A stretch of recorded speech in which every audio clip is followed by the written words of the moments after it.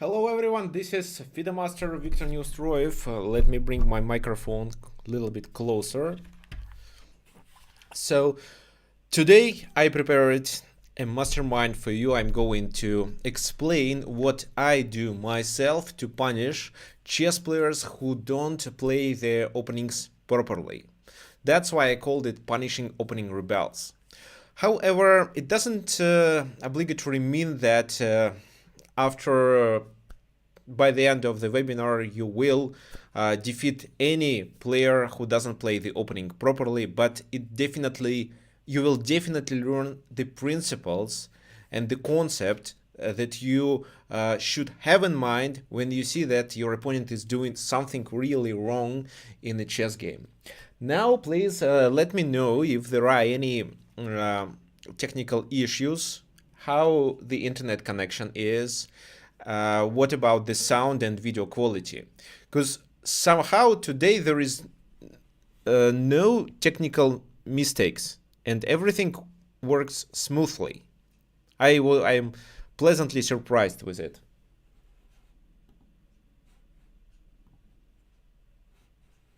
Yeah, perfect.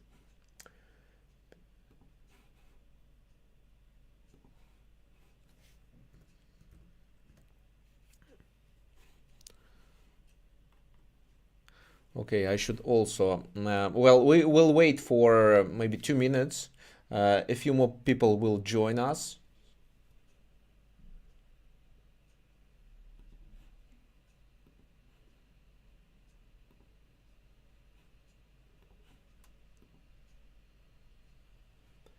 Okay, so all good in on Twitch.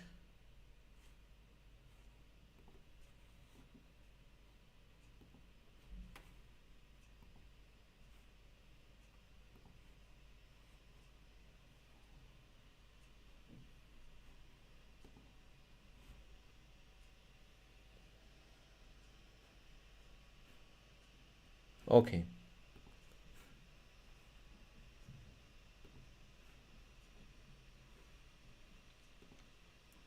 So we are going to start with some basics first.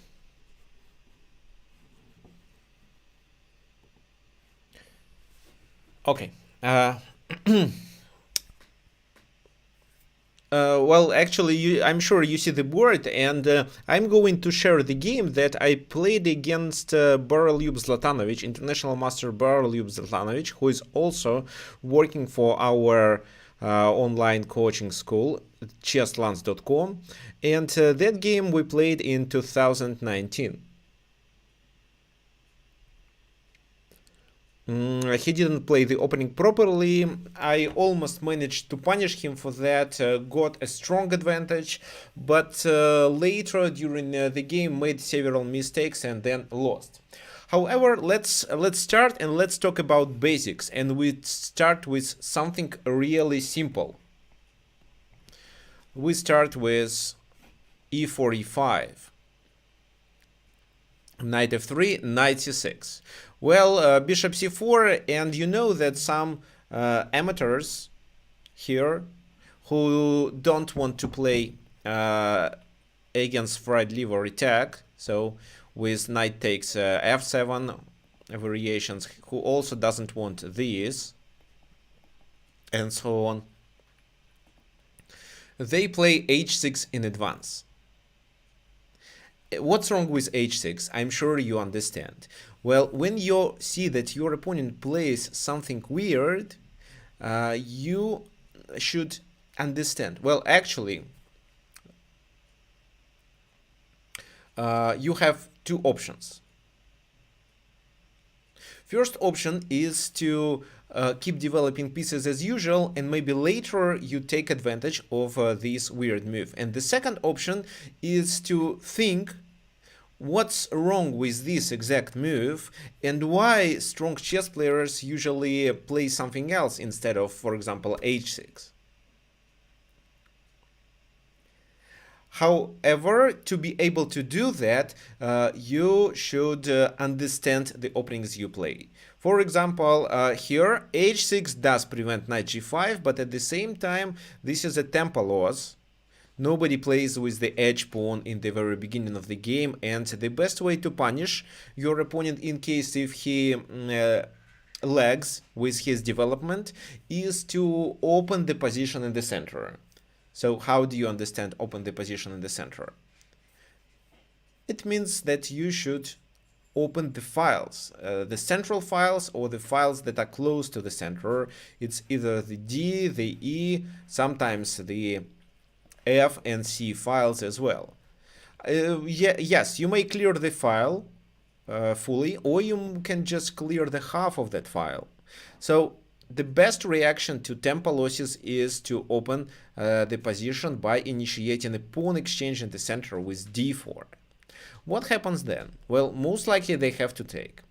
For example, if d6 is played, who can tell me what's wrong with this move?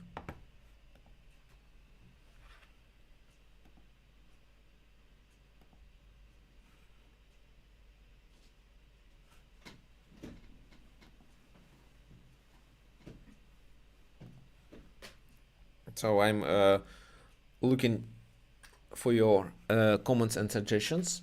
So what's wrong with this?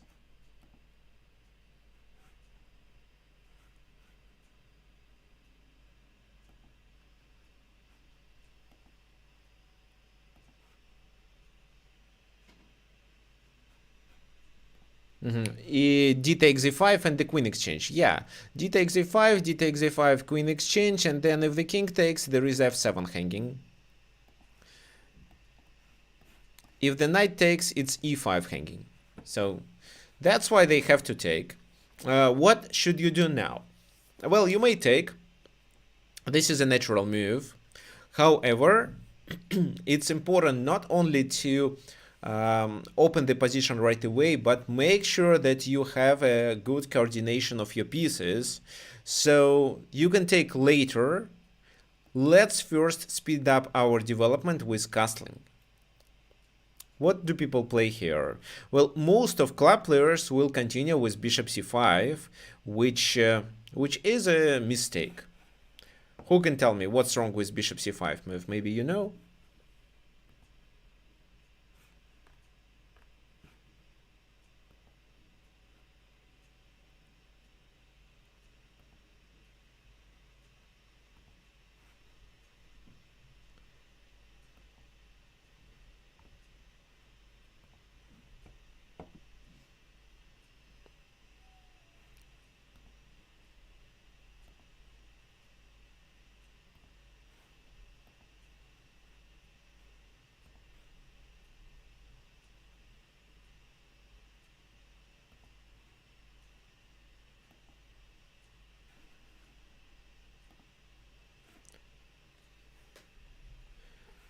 Okay, so bishop c5 is a wrong move because of c3 that can be played. Yes, thank you guys for suggesting this move.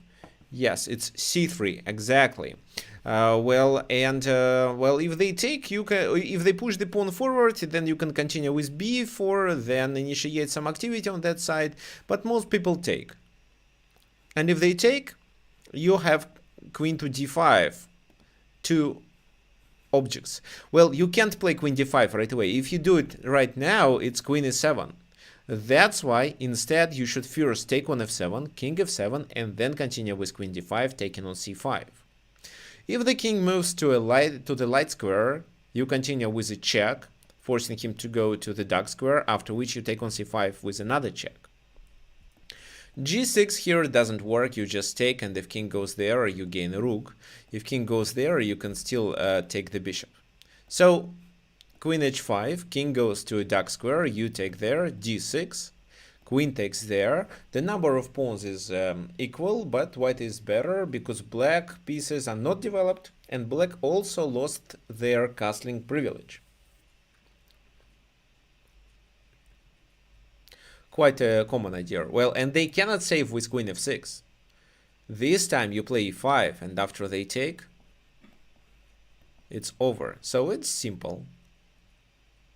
Well, you may say, but of course there are some strong chess players who understand that bishop c5 here doesn't allow black to save the pawn. What if, for example, d6 is played? Well, if d6 is played, take on d4, and after that you get a uh, Philidor defense, where black played h6, which doesn't make sense, so white is just one tempo up. Well, knight f6 you can take there, and then open the position with e5. So d takes e5. Well, if they don't play d takes e5, for example, they continue with knight g4, you may continue even with e6 with the idea to break the connection between these two pieces and capture on g4 for free.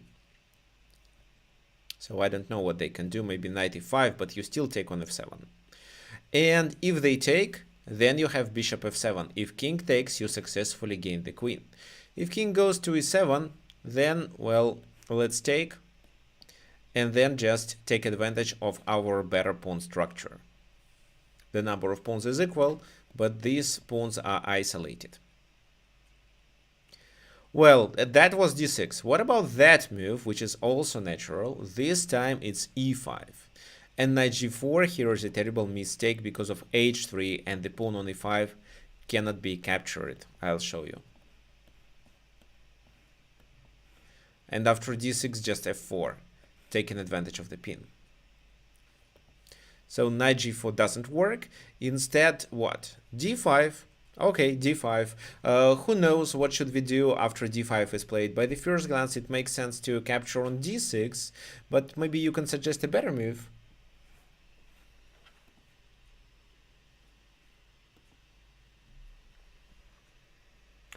Hi to everyone who joined us today, and we are going to we are talking about basic concepts and principles that you should follow when your opponent doesn't play the opening properly, or he just plays something really weird. So the first principle that you should learn, if your opponent plays the move that can be considered as a tempo loss, you should open the position right away. So who knows? Rook e1. Well, rook e1, interesting move, but I don't think it works. Rook e1, they take there, you take there, they play bishop e6.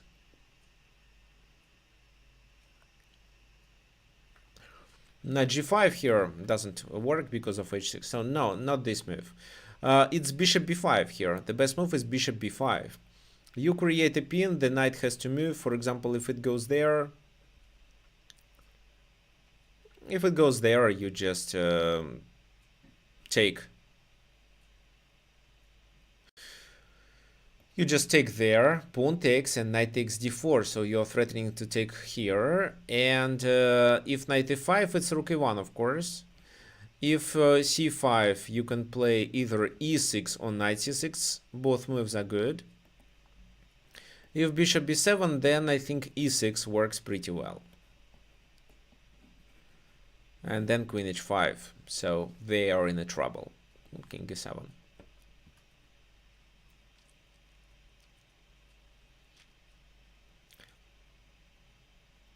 So probably knight e4 is the best option. Then knight takes d4, bishop d7.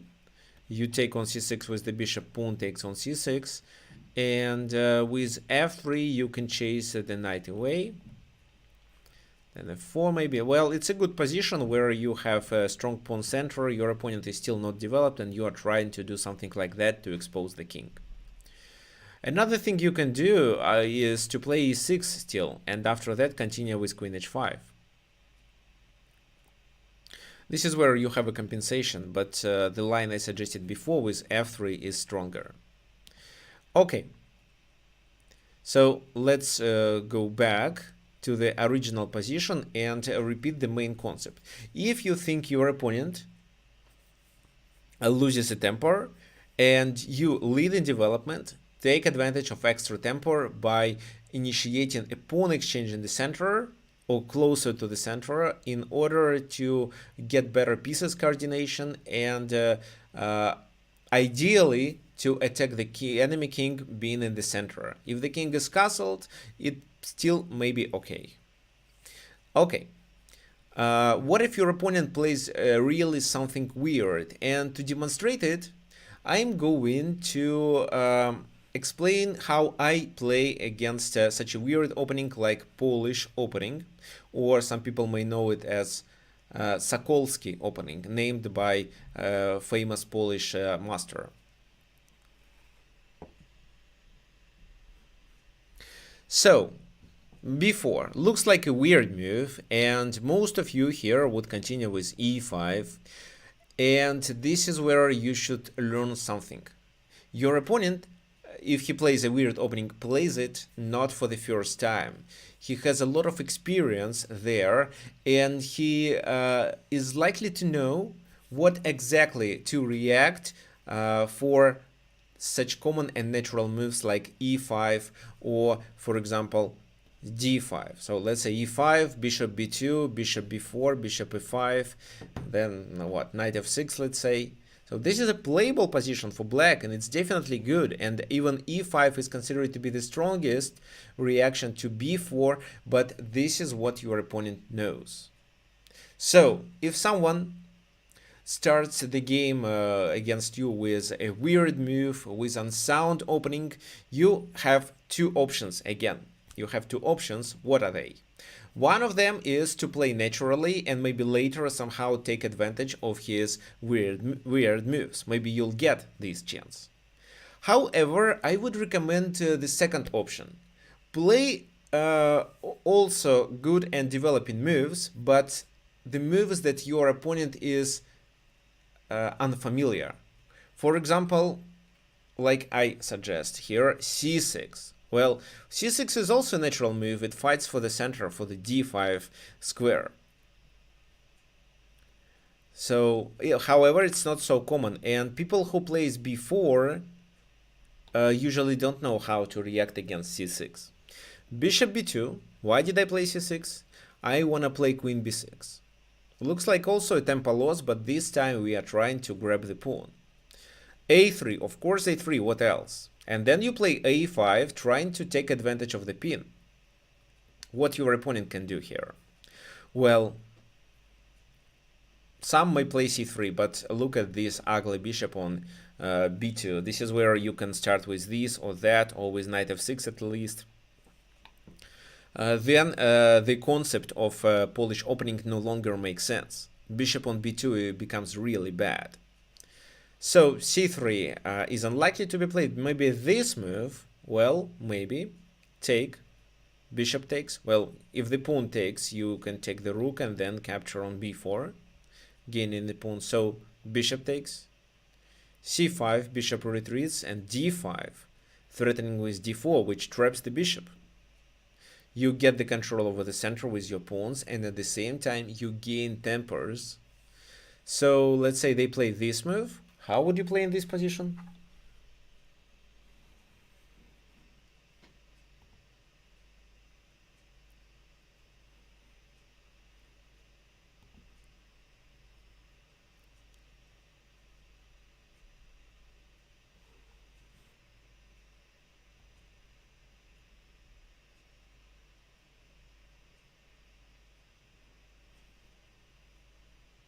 Please let me know if there is a lag in streaming.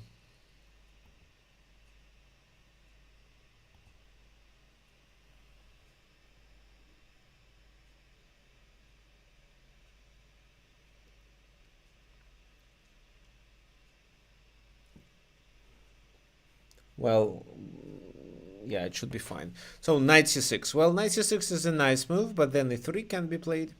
So what else? Knight c6 still.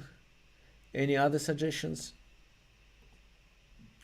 Well, e5, and if he takes, you play that, and if he goes there, you play that, gaining the rook. Well, not the rook. Knight c3, you take there, gaining the knight. That's why they cannot take on e5. They may take on c5. This is how they attack your queen. Bishop c5. You're threatening to take there on f2. So e3. Then up to you. Maybe knight c6. But look how strong how strong your center is. Maybe you will also consider d4 in this position.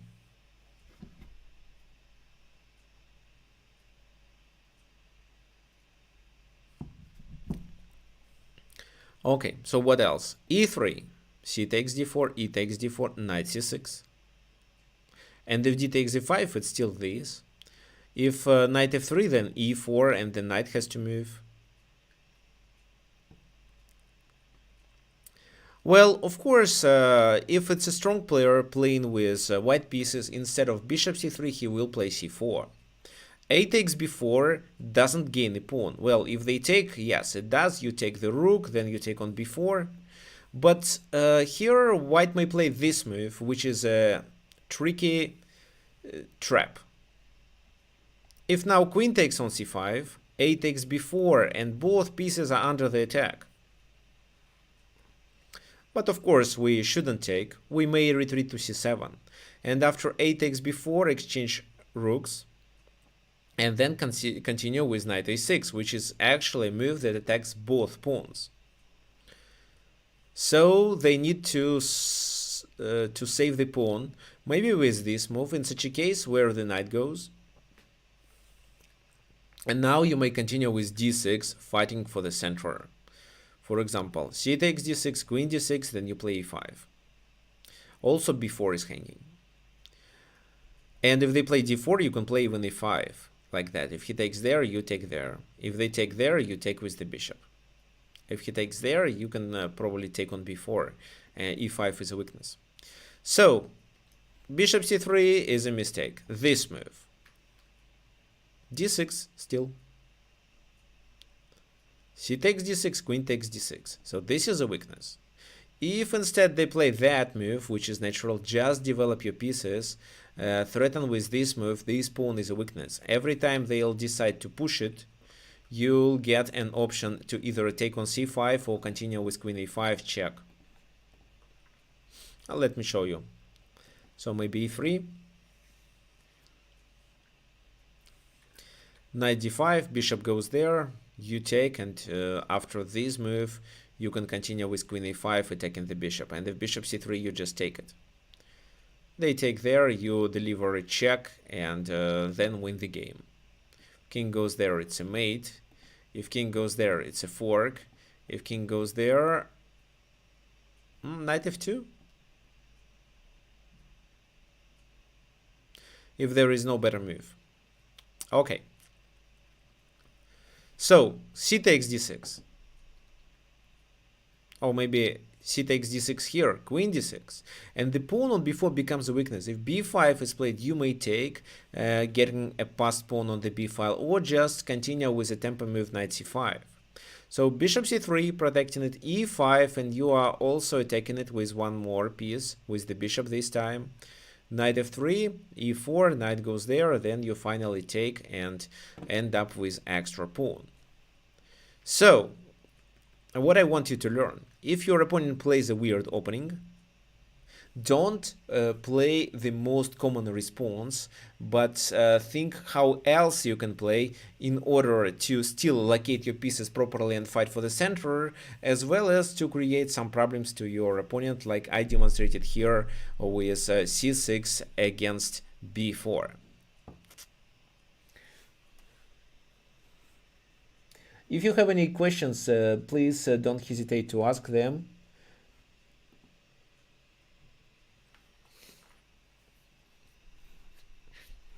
Okay, and then we continue. We continue with more complex content. And this time I would like to talk about French defense. So I played French defense for 15 years because my coach played French defense, and that was the only thing he could taught me. Well, but then later I realized that I'm actually a Sicilian player. I prefer open Sicilians, and I feel quite comfortable there rather than in French defense. But French is also a tactical opening, so I know it a lot. And if, for example, you ask me about my second favorite opening for black, I would suggest French defense. So, what's the point? Knight f6 is a natural move, e5, and everyone here plays that move, knight fd7. However, my coach invented this move, knight g8. He is 2137 FIDE rated. So, he is actually a strong candidate master. He doesn't have a FIDE title, but well, he has a Russian title, so it's candidate master. So what was the idea of this move, and what's the difference between knight g8 and knight d7? This is where I want you to think. So let's assume you are e4 player and you play against French defense a lot. Now, what are the disadvantages of knight g8 move comparing to knight fd7, and how we should take advantage of them? So please think and suggest. This is important, and I want you to do the analysis yourself and then suggest it. Just some basic things that you are that you see here by the first glance. What's wrong with knight g8 move?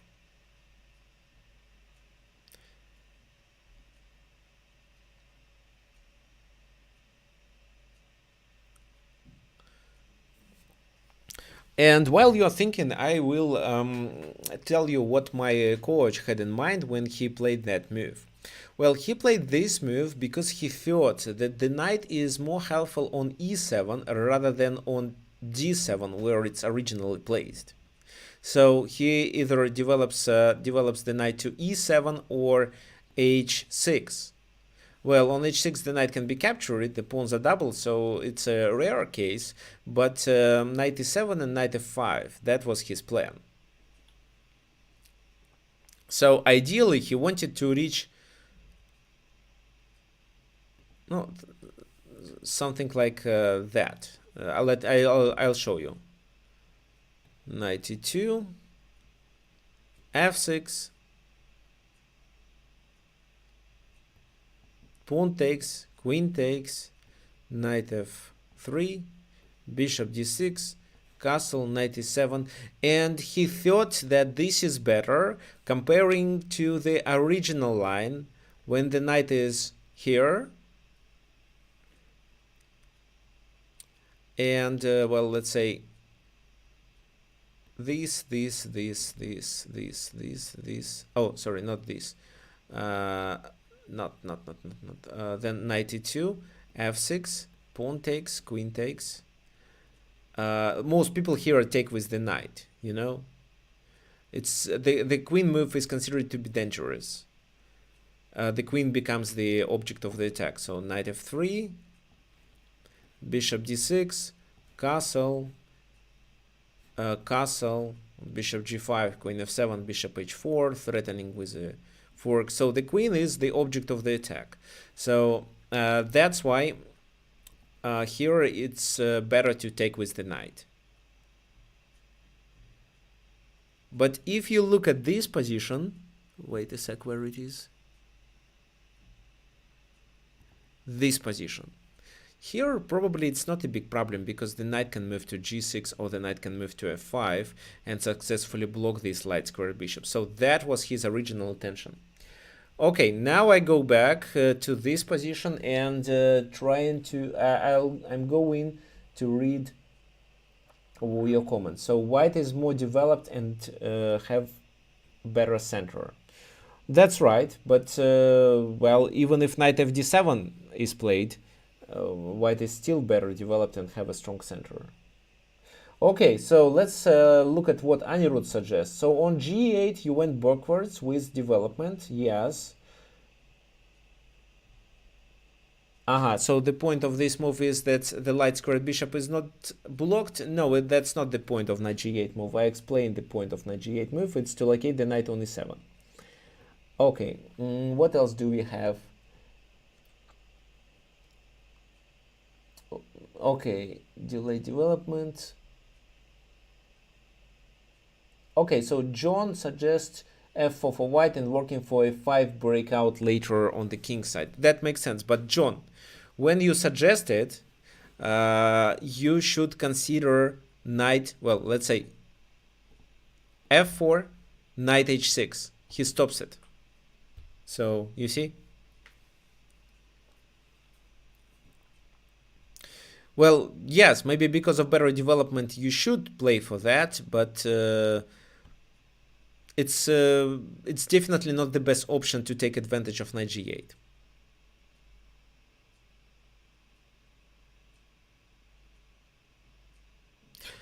Okay, so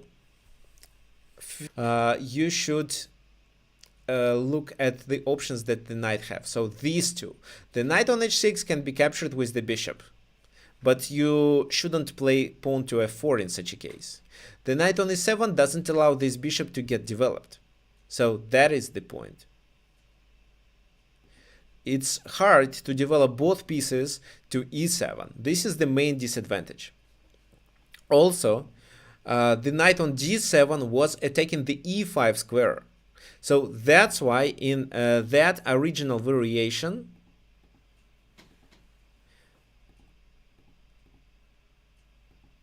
white has no other choice but to take. Oh, f4 is a disaster. F takes, knight takes d4, knight takes d4, queen h4. So no, that doesn't work. That's why here white takes. But when the knight is on g8, maybe we don't need to take.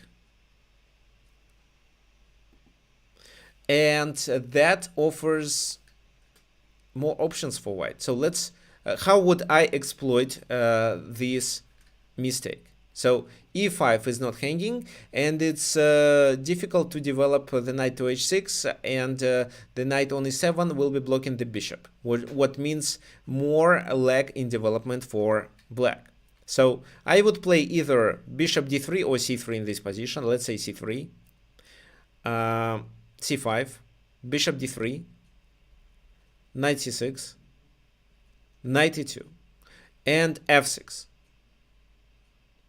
Well, if we take, they take with the queen, and they apply the main idea. If we take and they take with the knight, then this is the position from the main variation. So if we want to take advantage of the knight being on g8, we should play something else.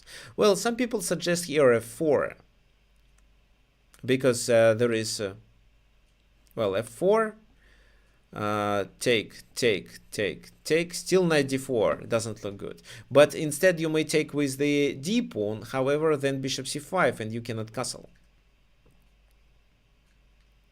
So f4 doesn't seem like a good idea. What should you do?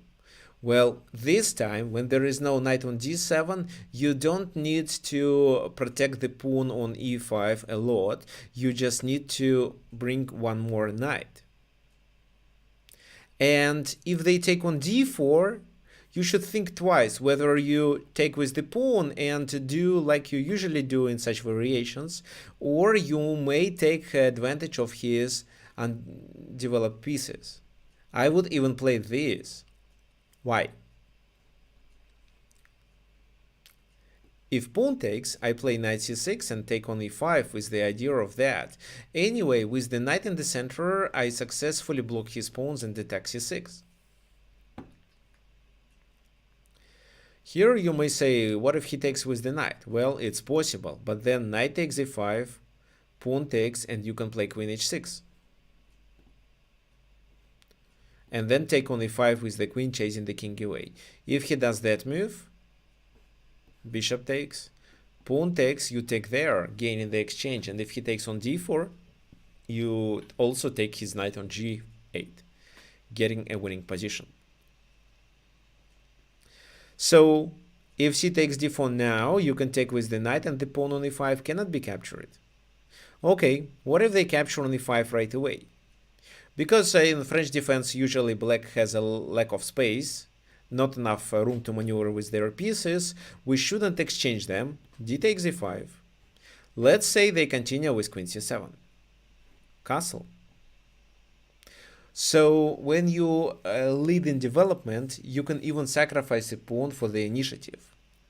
And here it's obvious from a naked eye, like knight takes e5, knight takes knight, queen takes, you play rook e1, the queen has to move, and at the same time he needs to develop his pieces. Let's say he does that, you play this, knight d4, queen goes there, but knight b5, taking advantage of the pin. If the queen goes somewhere, you play that, and there is a weakness on c7.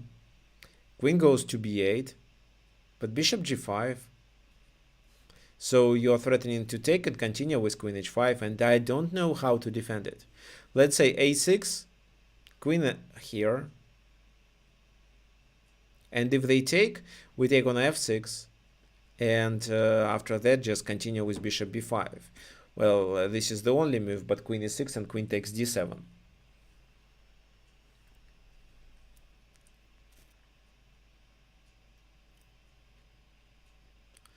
So queen c7 and knight takes e5 doesn't work.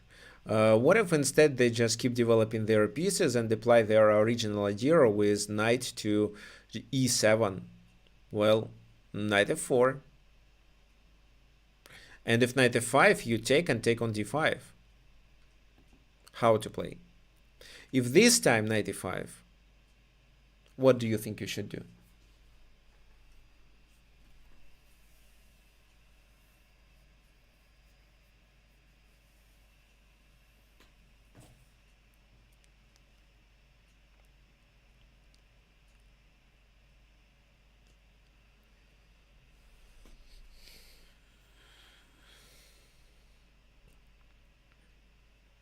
Okay, who knows? h4, Darius suggested. h4, what for?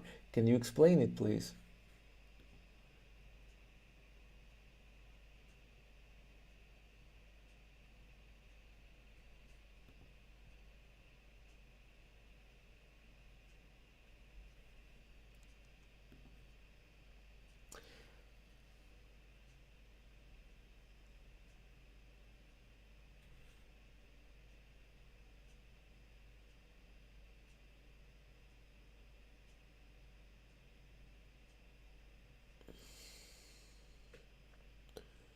Okay.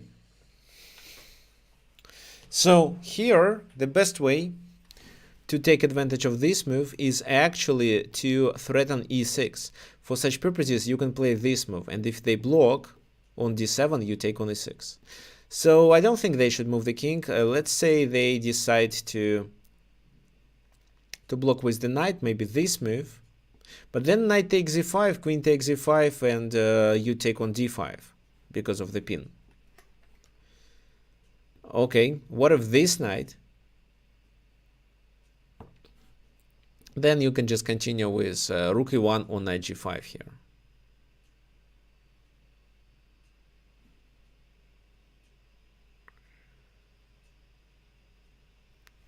And take the pawn on e6 successfully. Okay, fine. So knight e7 and knight e4. So they still cannot take on e5. g6. This is what I suggest them to play to develop the bishop. But it's still a mistake. Well, this time you continue with either knight g5 or rook e1. Well, let's say rook e1. Rook e1, they play this, you play that, and this is still a weakness that is hard to protect. So if he castles after... No, then h4, h5 actually seems to be good. I was also looking at this move. Then queen e5, let's say. Knight takes e6. Well, I am sure it favors white. So rook goes there, then maybe knight takes there. Knight takes c5 actually is better. Another move is bishop f4. So looks like we have a lot of options. So bishop f4, queen takes there, rook takes there, and there are two threats. So One of the options is just to keep the pawn on e5 and not take.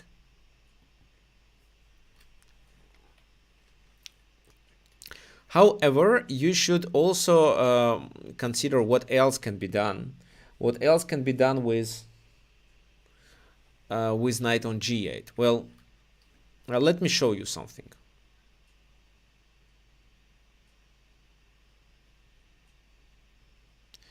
So here c3, your opponent may continue with queen d7 with the idea to exchange the light squared bishops. Bishop d3, b6, knight e2, bishop a6, and you simply play bishop c2. So you avoid the exchange because this bishop is more helpful. It attacks on the king side, and then you castle. This knight is pinned, but who cares? And queen d7 is actually important move, because if the same thing is played without queen d7, let's say b6, bishop d3, bishop a6, you take, and with this check gain a knight. So queen d7 should be played in advance.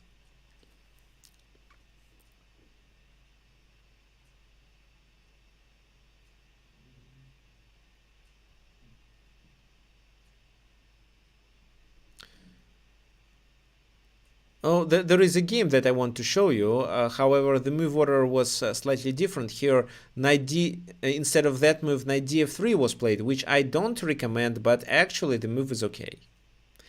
b6, c3, queen d7, bishop d3, bishop a6, bishop c2, c5, knight e2, so white can castle, knight c6, castle.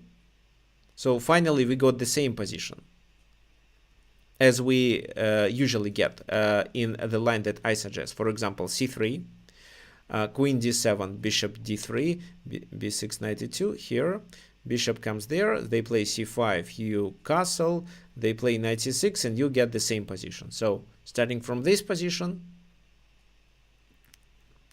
let's say knight g7, rook e1. Well, it's hard to develop the king side, that's why in that game black decided to castle queen side. a3 with the idea to open the position there. c4. Looks like the position is closed, but the bishop is useless. Knight f4, and white tries to attack the main weaknesses. King b8, knight g5.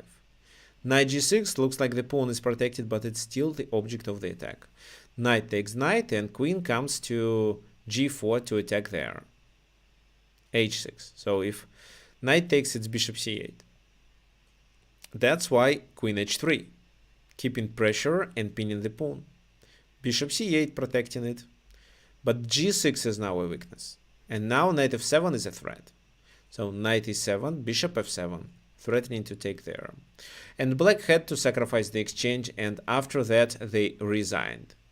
So you see, if you play bishop c2, the bishop on e6 is not doing much. And the best is probably just to take on e2. But white is still better there. Okay, the second game I would like to illustrate is queen b6 move.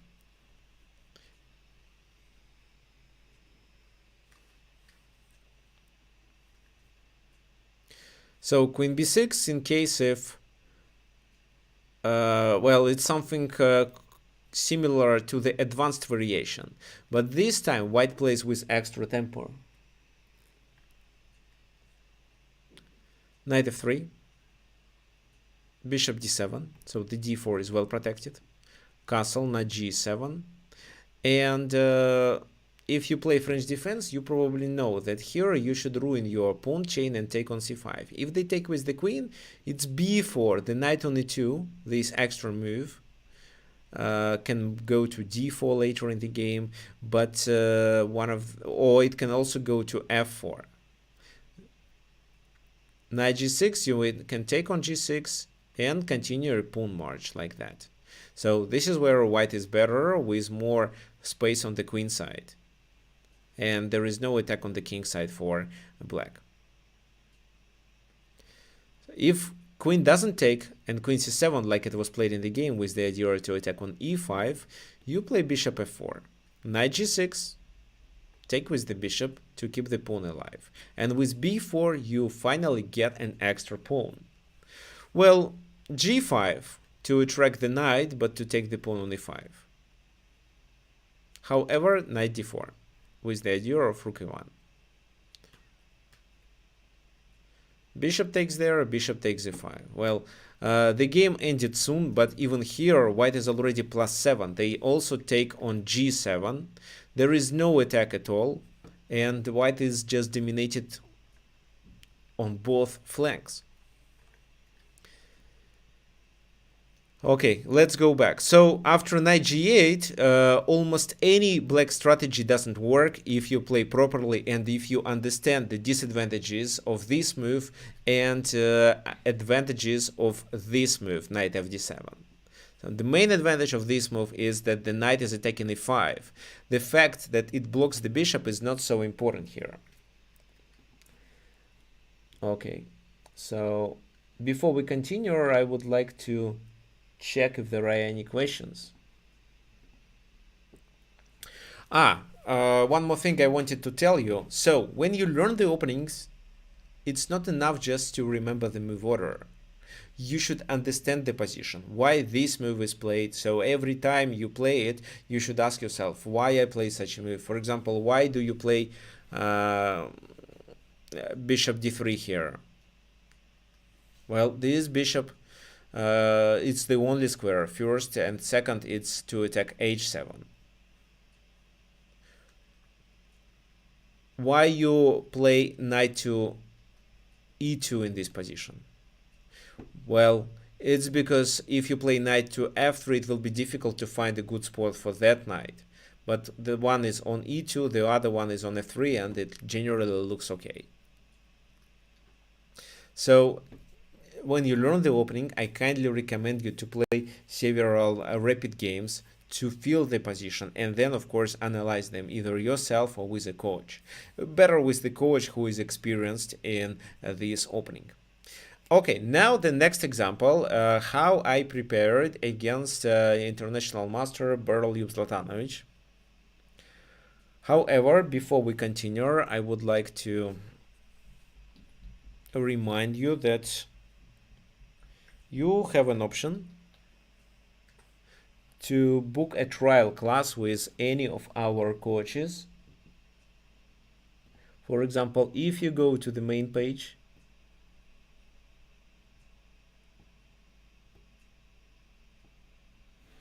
of our website chesslance.com, here you can choose schedule your free chess lesson. It's a 20-minute class where you can choose your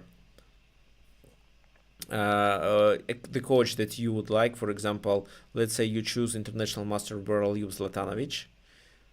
This is the time available. My time zone, actually my time zone is Asia, Almaty here.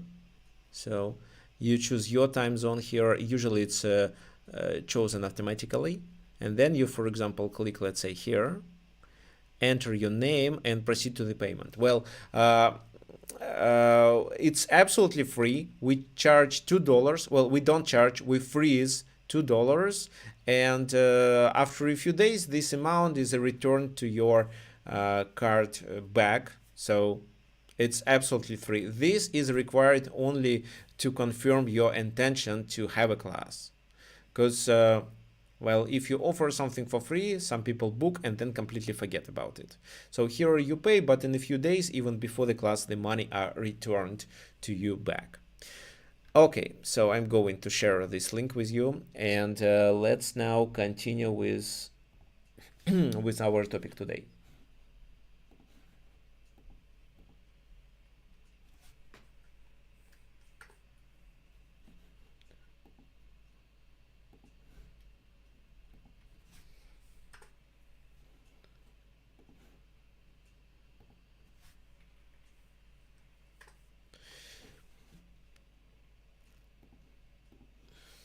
Okay, so I analyzed several of his games. I was playing with white. That was actually the first round, but I knew that I was going to play against him, so I prepared. He is known as a good French defense player.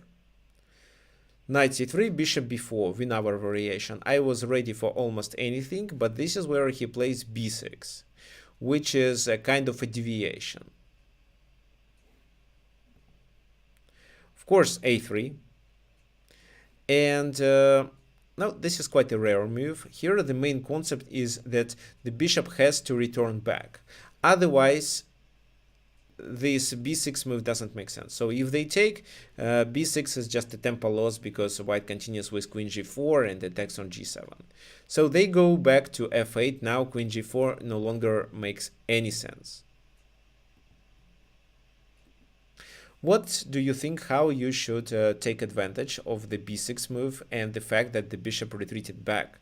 So they spent two tempers and didn't achieve anything with this bishop. White played a3, which is not actually a helpful move. But a3 is only one temper. Bishop b4 and bishop f8 back, two tempers. So white leads in development. But right now, you cannot open the position. Maybe later you can do this, but it's too slow. So what comes to your mind? I'm checking your suggestions.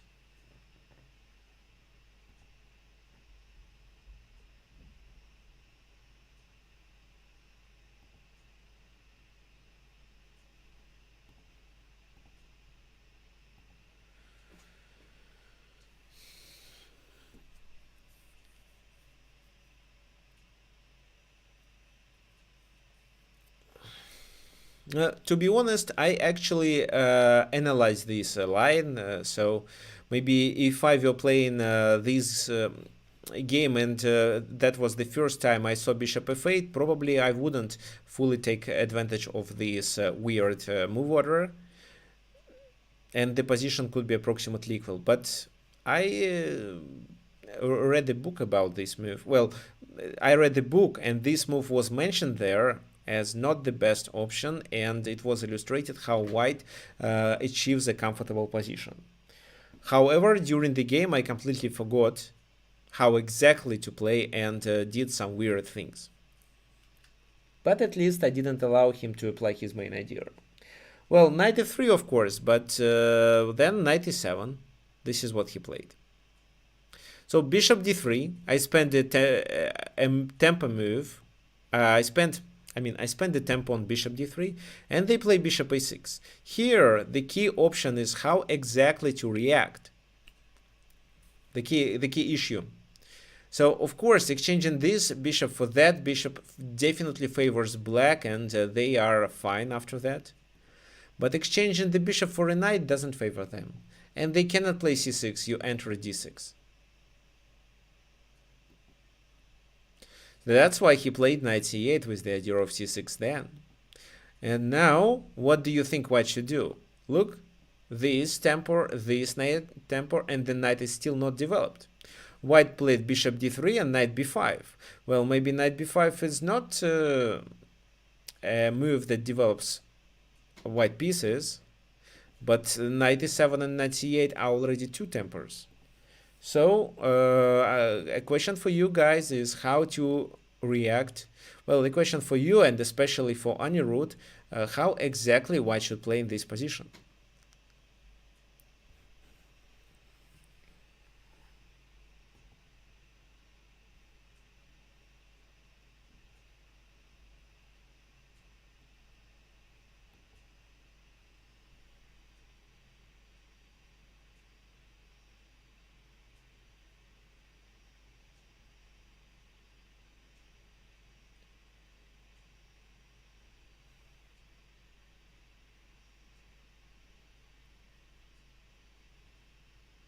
Okay, if there are any issues with booking or attending classes at Chesslands, please message me at school@chesslands.com.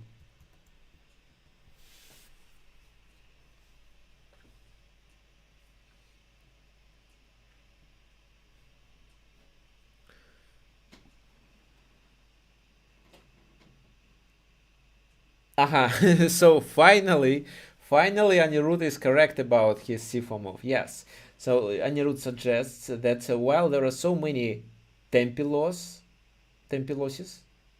maybe c4 to try to open the position. Yes, exactly. You play c4 to open the position.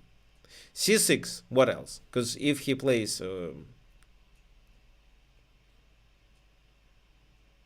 well, d takes c4, you may play this move, if I'm not mistaken. So if d takes c4, you play that move, he plays c6, after which you can continue with, well, it's actually the same position. It's the same position that could be played later. So c4, c6, knight retreats, and I was expecting him to play that. Bishop e4 with the idea of knight g5, so he has to play this move, castle, knight e7, still almost no development for black. Then bishop e3, knight d5, and knight d2 with the idea of capturing the pawn on c4 then. So I'm okay if he takes, because opening the f file favors white. This is what I expected to play.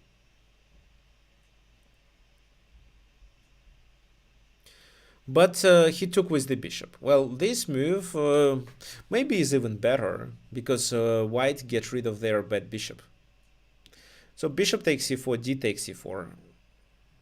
And here I completely forgot that my plan was to castle, with the idea of transposing to queen's gambit. So it's Slav defense of queen's gambit, where white is quite comfortable. The pawn on c4 is lost. They cannot hold it. And this pawn is already on e5. So every time b5 is played, it's chased with a4. No, well, I can show you. For example, b5, a4, I'm threatening to take, and a6 here doesn't work. a6, take, then knight takes, and the a pawn is pinned. So what? Queen b6 or b4? If b4, knight comes there, and the c4 is even more a weakness. I can continue with that, this, queen e2, and finally take it. If queen b6, then bishop e3 maybe.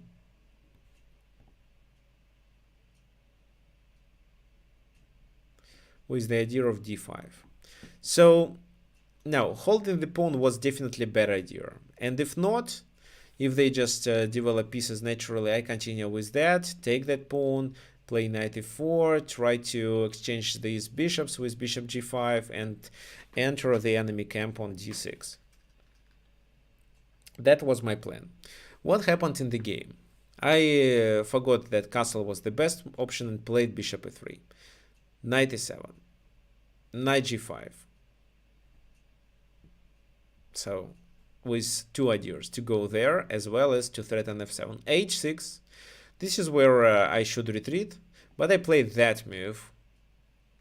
And for g6, I prepared knight g4 with the idea of a mate in one. So I sacrifice the queen. If he takes, it's a mate in one. And this is where I completely missed this move. However, I don't lose anything there. For example, check, king goes there, and queen goes there. After, let's say, knight d7, I can just retreat to e4 and still get to d6. So this is approximately equal position. But I spent too many moves with my knights.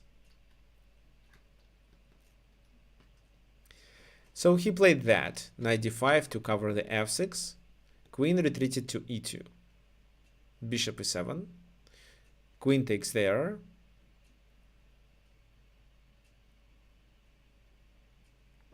and this is where he played queen c8. With the idea of queen e6 and exchange the queens, probably, I'm not sure. What do you think I should do now? Queen c8 is also a weird move. How can I take advantage of it?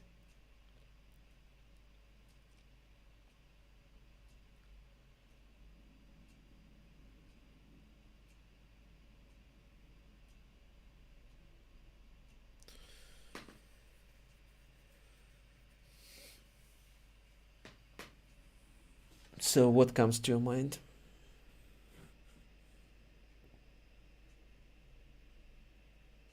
queen need to, no, not here.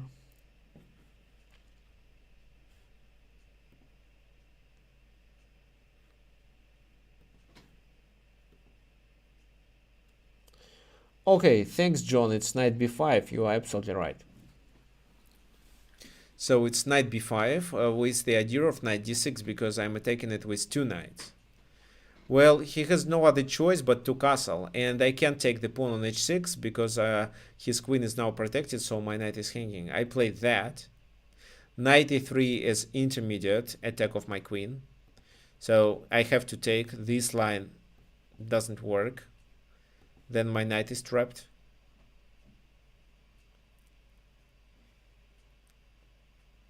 And my b2 pawn is hanging, so if I play that, it's probably this. So that's why I took on e3. Queen e6 to exchange. Well, it could make sense to retreat maybe there. I played that move, attacking on g6. So c5. Finally, I took advantage of his weird development. I got a strong center and I enter it with my knights into his camp. I also weakened his king's position. What do you think I should do in order to take advantage of the benefits of my position? Because after that, in 5-6 moves, I lost all advantage and then he started outplaying me.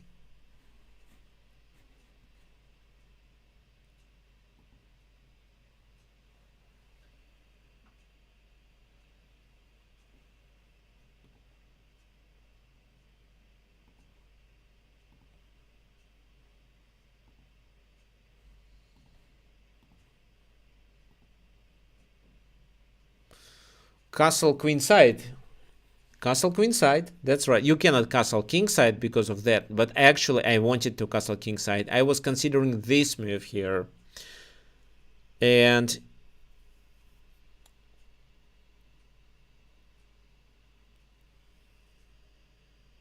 so, yeah, you see, because of the queen. Well, if only white castles kingside, they are absolutely winning here. But the best move is to castle queenside. So let me show you what was happened in the game first. I played that.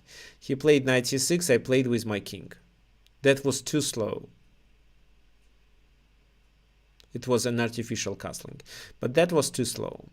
And here I'm still fine. The position is slightly better for me. I could continue with this move.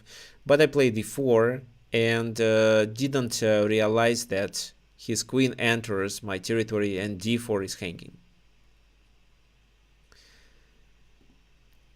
So let's go back to the moment where rook f1 was played. That was a wrong plan, my mistake. Instead, castle queenside. If he wants to take advantage of that, he has to take, but that's fine. Rook c8 is not possible because of the knight here. So knight d7.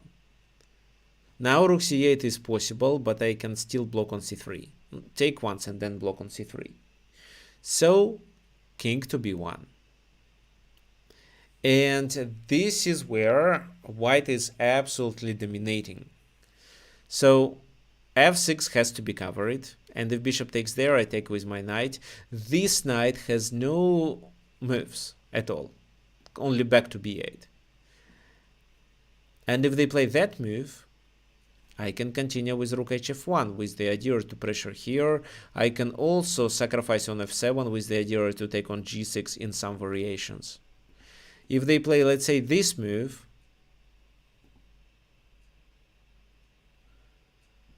then knight c5, the queen is trapped. Like that.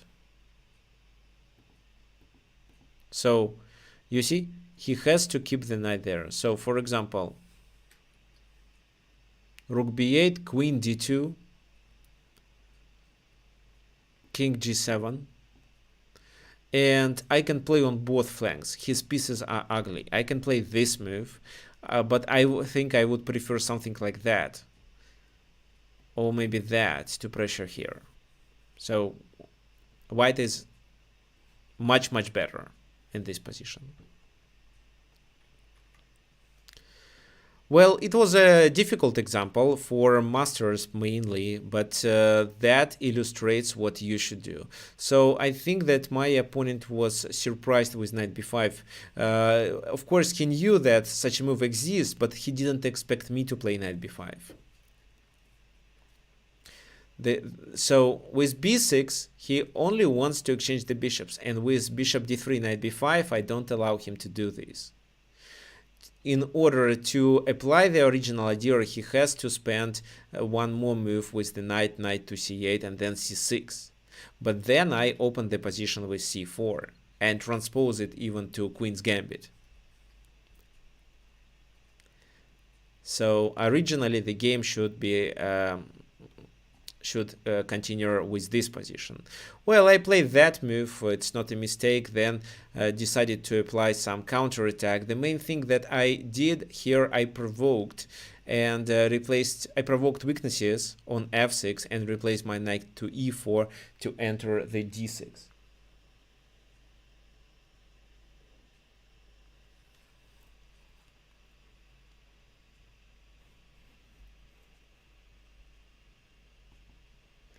Okay, so this is what I prepared for you today. What are your questions? My main concept is that when you learn the opening, you should be ready for deviations. How? Well, to be ready for that, you should not only learn the move order, but understand the positions that you play, and understand the opening. You should, every time you make the move and your opponent makes the move, when you learn the opening, you should ask yourself why this or that move is played for.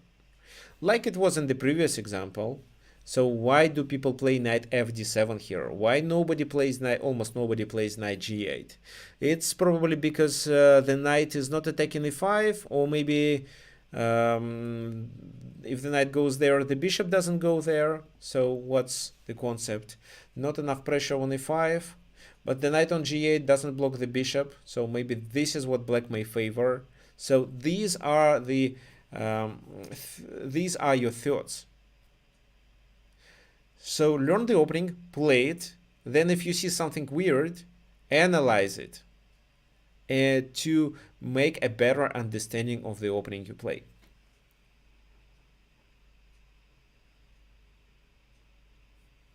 Okay, there is a question from Brendan about the knight tandem.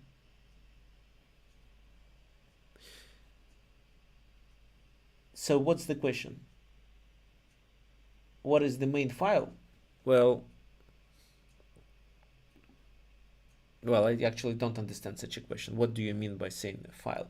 It's the F file. Yes, in the position I got, it's the F file and the pressure through it.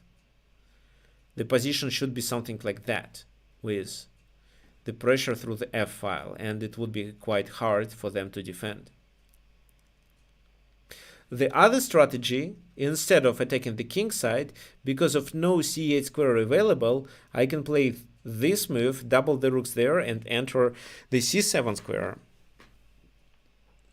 That is also quite dangerous.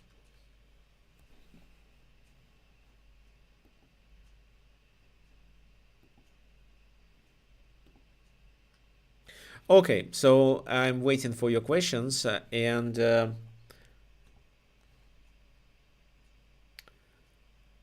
so by the end of the webinar, let me again demonstrate our online chess school's website. So I've already told you how to schedule your free chess lesson. It's a 20-minute lesson, and if you have any special requests, you can message me at school@chesslance.com and of course schedule it first.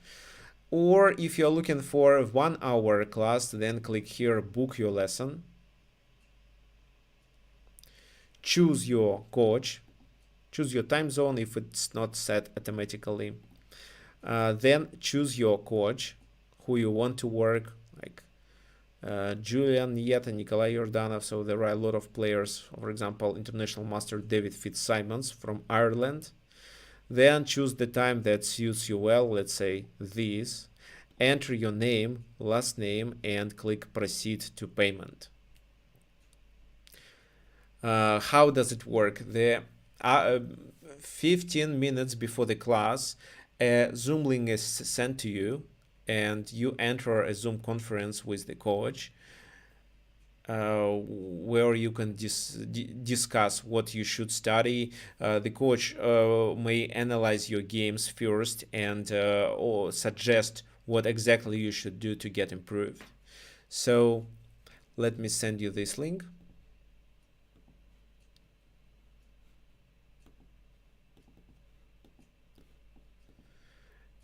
To chat. If you have any other questions, you are welcome.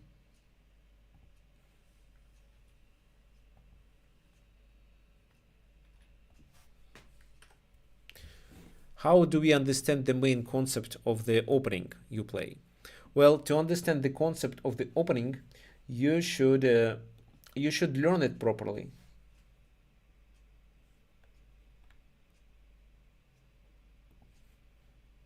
You should understand why this or that move is played.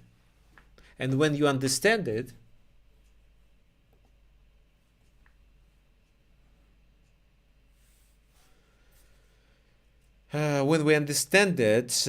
we also understand what should we do in case if something weird happens on the board instead of natural things that you got used to.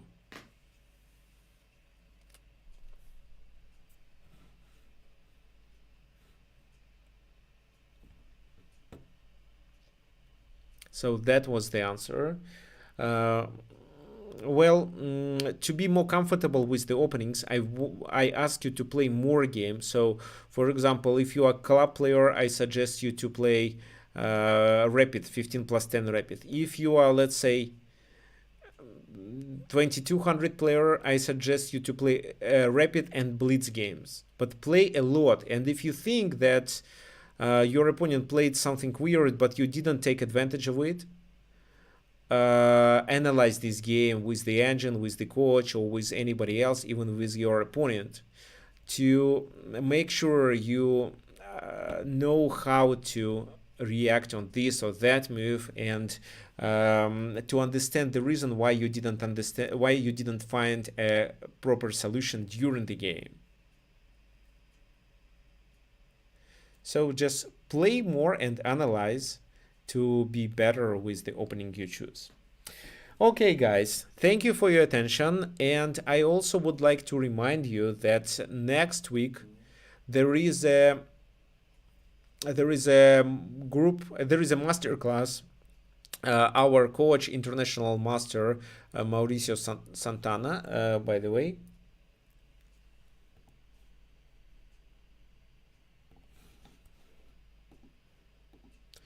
Let me show you coaches. So this guy, Mauricio Santana, is conducting a masterclass. This masterclass is it's a coaching session limited to a small group of people. So it starts at 11 a.m. on Saturday. 2 hours on Saturday and 2 hours on Sunday at 11 a.m. Eastern Standard Time.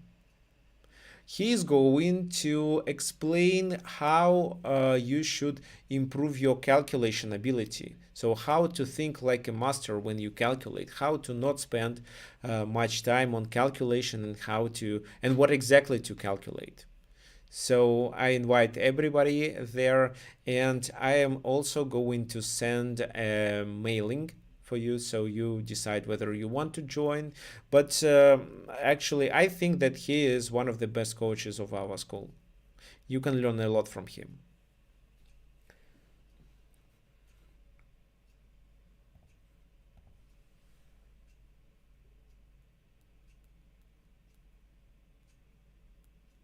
Mm-hmm. Okay, so Niels plays e4 and Vienna opening. I also played it when I was younger, but only a few players react properly. So you should play a lot and analyze the games where your opponent doesn't react properly. This is the plan.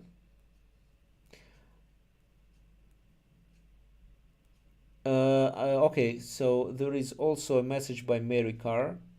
I usually don't play rapid games.